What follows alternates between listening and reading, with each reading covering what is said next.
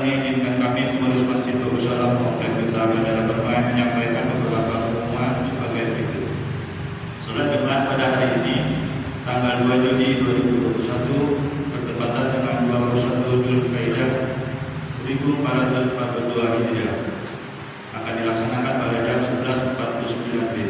Salat Jumat ke 121 di Masjid Darussalam. Adapun petugas salat Jumat adalah Muadzin Bapak Bartono, Mahasiswa Bapak Nurrohim, Khotib dan Imam Bapak Delmansa MSI.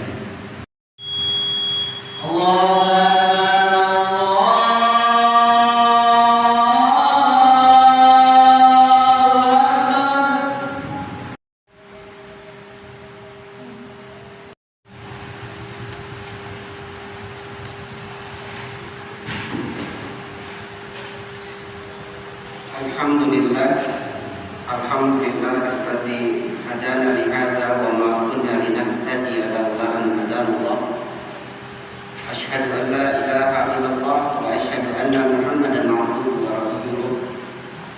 Allahumma shalli wa sallim ala sayyidina wa maulana Muhammad wa ala ali sayyidina Muhammad.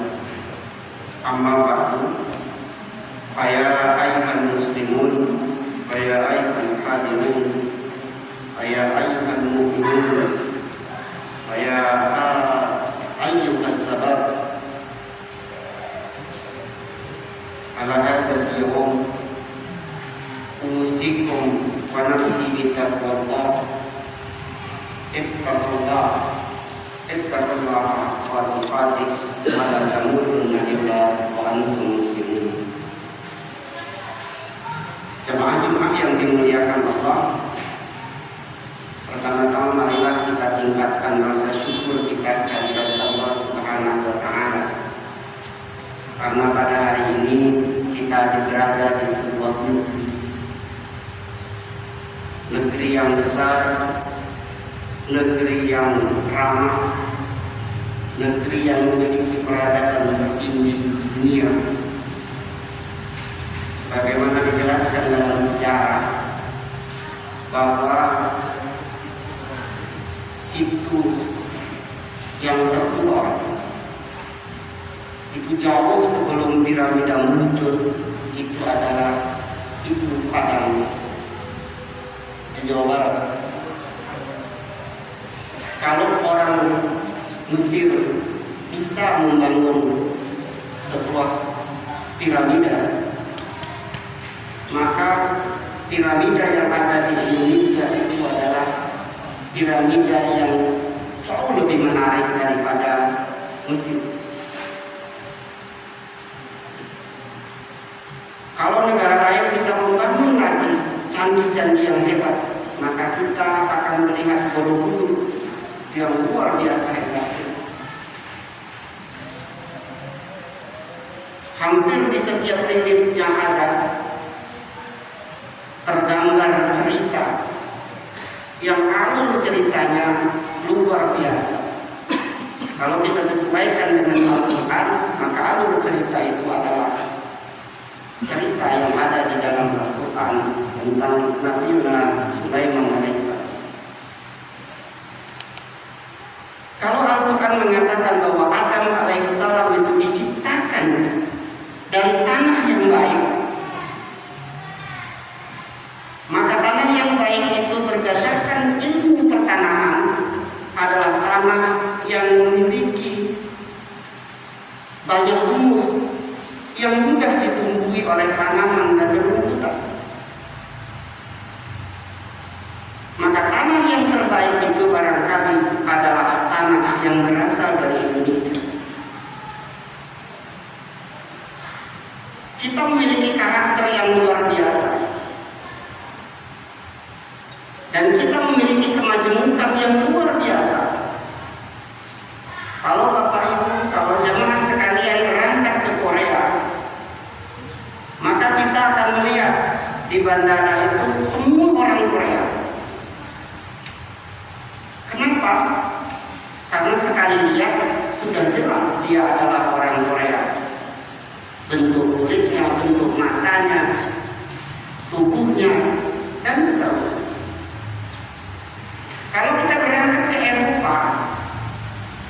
Jelas sudah. India juga demikian, Saudi Arabia juga seperti itu. Tapi ketika kita melihat di Indonesia, maka kita akan bertanya, benarkah ini Indonesia?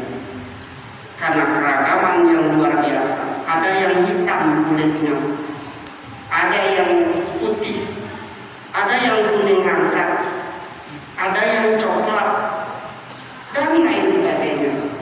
Itulah keindahan dan kemuliaan yang diberikan oleh Allah, yang kalau kita urut di dalam Al-Quran, maka semuanya itu ada di Indonesia. Ya ayuhan nas inna khalaqnakum min dzakarin wa unsa wa ja'alnakum syu'uban wa qabaila lita'arafu. Allah menyatakan demikian, bahwa sungguhnya manusia kalian diciptakan dari laki-laki dan perempuan.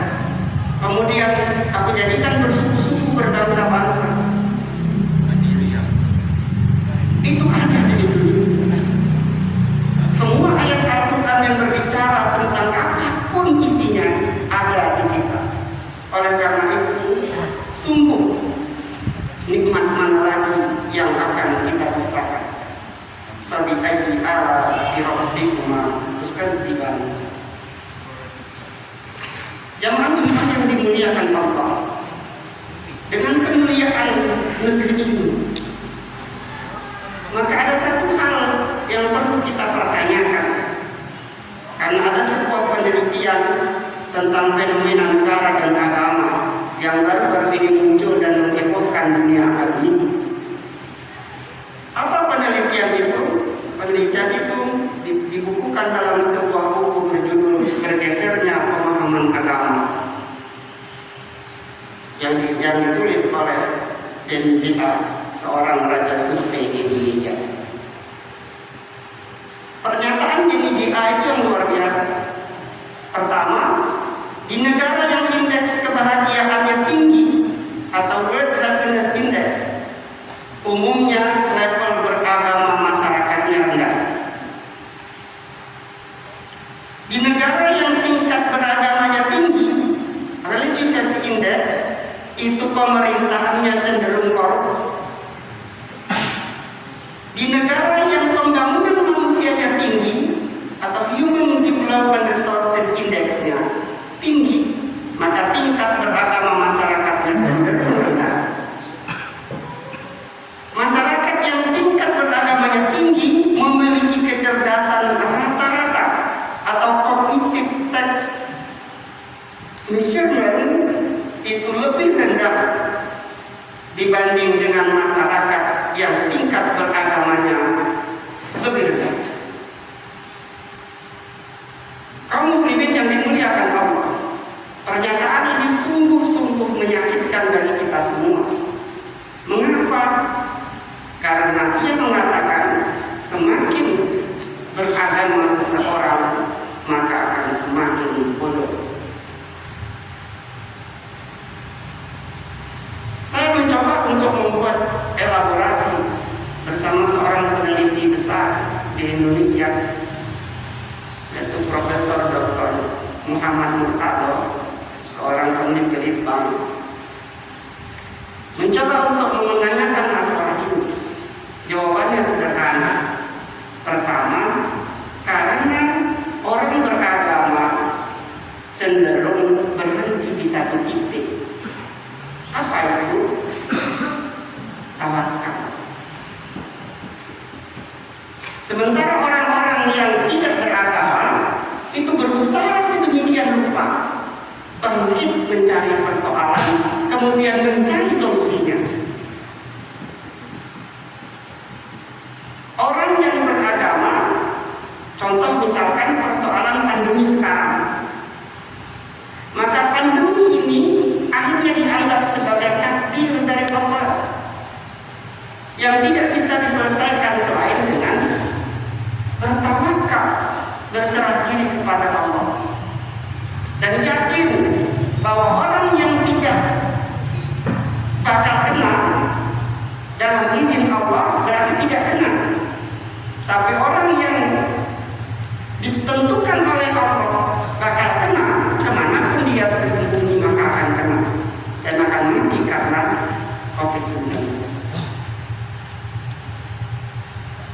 Sementara orang yang tidak beragama berupaya untuk sedemikian rupa bangkit mencari solusi bagaimana keluar dari persoalan ini. Akhirnya mereka menciptakan vaksin, menciptakan obat dan seterusnya. Pada kenyataannya kemudian hari ini sudah beberapa negara yang sudah melepaskan maskernya, sudah membuka sekolah tatap muka, dan semua sudah berjalan sebagaimana mestinya. Sementara kita sebagai negara yang beragama justru hari ini dikungkung oleh peraturan-peraturan tidak boleh kemana-mana. Apa masalahnya kemudian? Ya tadi masalahnya karena kita cenderung berhenti di satu titik. Lalu apa yang harus kita selesaikan di sini? Jemaah Jumat yang dimuliakan Allah, barangkali ini khutbah yang cukup provokatif. Penyelesaian kita kembali kepada sejarah Rasulullah SAW di awal. Ketika beliau datang ke Madinah sampai ke Kuba, akhirnya mendirikan masjid kecil di Kuba. Dan masjid kecil di Kuba inilah yang kemudian menjadi pusat peradaban awal dari umat Islam. Kemudian pindah lagi, akhirnya mendirikan Masjid Nabawi di Madinah. Setelah didirikan masjid itu dimanfaatkan sedemikian rupa untuk menyelesaikan berbagai persoalan umat, mulai dari politik, ekonomi, sosial, budaya, sampai pada titik pendidikan. Disinilah kemudian dibangun lembaga pendidikan yang namanya Kutab, lembaga pendidikan awal yang dikembangkan oleh umat Islam. Setelah Kutab ini berkembang di emperan masjid, lalu ini disebarluaskan kepada masyarakat. Ketika membangun masjid, jadi harus ada lembaga-lembaga pendidikan ini, dan dibangun sedemikian rupa sampai pada masa Imam Al-Ghazali muncullah Madrasah Nizamiyah, sebuah perguruan tinggi terbesar pada masa itu yang banyak sekali memberikan kontribusi keilmuan dari masyarakat Islam kepada masyarakat dunia. Tidak lepas dari para filosof-filosof besar muncul dari masyarakat Islam. Ada Al-Kindi, Al-Farabi, Ibnu Sina yang keluar dari persoalan-persoalan agama. Dalam tanda petik persoalan agama yang selama ini kita pikirkan. Kemudian bangkit dalam ilmu kedokteran, dalam ilmu biologi, bahkan sampai ilmu antariksa. Dari mana awalnya? Dari masjid yang didirikan pada saat itu. Nah, jemaah Jumat yang dimuliakan Allah, ada sedikit provokatif ketika kita melihat bangunan masjid Babus Salam, komplek lupa saja. Duta Bandara Permai yang dulunya sebuah musola kecil, kemudian pelan-pelan merangkak menjadi sebuah masjid yang megah seperti sekarang ini. Lalu apa yang perlu kita kembangkan berikutnya? Jemaah Jumat yang dimuliakan Allah, sebenarnya kita banyak sekali yang dibutuhkan, terutama di dunia pandemi. Pada masa pandemi saat ini, yang paling menohok adalah persoalan pendidikan. Pendidikan umum hari ini kita anggap sudah mati. Mengapa?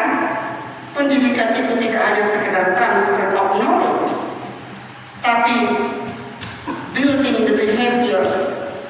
Tidak hanya sekedar menyampaikan materi, tapi bagaimana seseorang mampu membangun sebuah karakter. Ketika kita menggunakan Zoom atau Google Meet, semua itu hanya sekedar transfer of knowledge, hanya sekedar menyampaikan pengetahuan saja. Bagaimana dengan building karakter? Itu akan sangat-sangat kecil. Oleh karena itu, kalau kita ingin bangkit, maka kembali kita bangun bagaimana pendidikan masjid yang dicontohkan oleh Rasulullah, oleh para sahabat tabi'in, hingga para sahabat berikutnya. Itu berdiri sedemikian rupa, diawali dari masjid. Itu artinya pendidikan Islam dipanggil kembali oleh Allah untuk bangkit ke alam semesta, untuk kembali mendidik anak-anak kita, tidak dilepaskan di sekolah-sekolah yang cenderung sekuler, yang kadang-kadang cenderung kapital, lalu melepaskan karakteristik masyarakat Indonesia, karakteristik Islam dan ajaran yang seharusnya kita kembangkan pada masyarakat kita. Oleh karena itu, marilah kita bangun kembali lembaga pendidikan Islam yang berawal dari masjid. Pada para jemaah Jumat sekalian, barangkali banyak hal yang bisa kita lakukan di masjid, tidak hanya sekedar untuk sholat, tidak hanya sekedar untuk berzikir, akan tetapi masjid ini bisa kita kembangkan sebagai lembaga pendidikan, lembaga ekonomi masyarakat, sebagaimana yang dibangun di Jogokarian. Betapa hebatnya masjid mampu mengentaskan kemiskinan masyarakat di sekitarnya. Betapa hebatnya masjid mampu menciptakan ini loh, lembaga masjid yang ada lembaga kesehatannya, ada lembaga pendidikannya, ada lembaga sosialnya. Siapapun boleh masuk. Yang tidak punya uang silakan, yang punya uang silakan kita subsidi silang. Ini yang luar biasa. Mari jamaah Jumat yang dimuliakan Allah, khutbah kali ini kita manfaatkan untuk bangkit bersama, membangun pendidikan, mencerdaskan umat dari masjid yang sudah berhasil kita bangun ini. Masjid Babu Salam insya Allah siap membuka semua yang ingin kita bicarakan, semua yang ingin kita kembangkan di masjid yang kita muliakan ini. Semoga Allah senantiasa mengarahkan kita kepada ajaran Islam yang sesungguhnya, sebagaimana contoh dari para ulama-ulama terdahulu, contoh-contoh dari para sahabat tabi'in dan tabi'in, sehingga kita benar-benar menjadi umat yang ikhtarallah, yang dicontohkan, yang dipilih oleh Allah untuk turun ke muka bumi menjadi rahmatan lil alamin. Amin ya rabbal alamin. Barakallahu li wa lakum fil Qur'anil azim wa nafa'ani wa iyyakum bima fihi minal ayati wa dzikril hakim wa taqabbal minni minkum wa minkum tilawatahu innahu huwal ghafurur rahim. Allahumma shalli ala sayyidina Muhammad wa ala ali sayyidina Muhammad. Allahumma shalli ala sayyidina Muhammad wa ala ali sayyidina Muhammad. Allahumma shalli ala sayyidina Muhammad wa ala ali sayyidina Muhammad.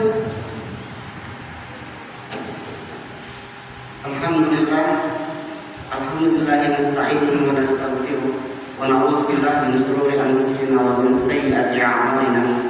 May yahdihillahu fala mudilla lahu wa may yudlil fala hadiya lahu. Asyhadu an la ilaha illallah wa asyhadu anna Muhammadan abduhu wa rasuluh. Allahumma shalli ala sayyidina Muhammad wa ala ali sayyidina Muhammad. Ibadallah, ittaqullaha haqqa tuqatih wa la tamutunna illa wa antum muslimun. Mari jemaah-jemaah sekalian, kita berdoa kepada Allah Subhanahu wa taala agar kita semua dimudahkan segala urusan, dijauhkan dari bala dan dijauhkan dari wabah, dan kita semua dapat menjalani amanah yang diberikan kepada kita dengan sebaik-baiknya. A'udzubillahi minasyaitonir rajim. Bismillahirrahmanirrahim. Alhamdulillahirabbil alamin. Hamdan na'imin, hamdan syakirin, hamdan yuwafi ni'amahu wa yukafi mazidah. Ya Rabbana lakal hamdu kama yanbaghi li jalali wajhikal karim وعظيم سلطانك. اللهم صل على سيدنا محمد وعلى ال سيدنا محمد كما صليت على سيدنا ابراهيم وعلى ال سيدنا ابراهيم. بارك على سيدنا محمد وعلى ال سيدنا محمد في العالمين انك حميد مجيد. اللهم انا نعوذ بك من الحزن والحزن ونعوذ بك من الاسى والكسل ونعوذ بك من الجبن والبخل ومن غلبة الدين وقهر الرجال. اللهم جب البلاء اللهم ارفع عنا البلاء والوباء وخصوصا وباء القرآن إنك على كل شيء قدير يا الله يا رب العالمين. ربنا آتنا في الدنيا حسنة وفي الآخرة حسنة وقنا عذاب النار. الحمد لله رب العالمين.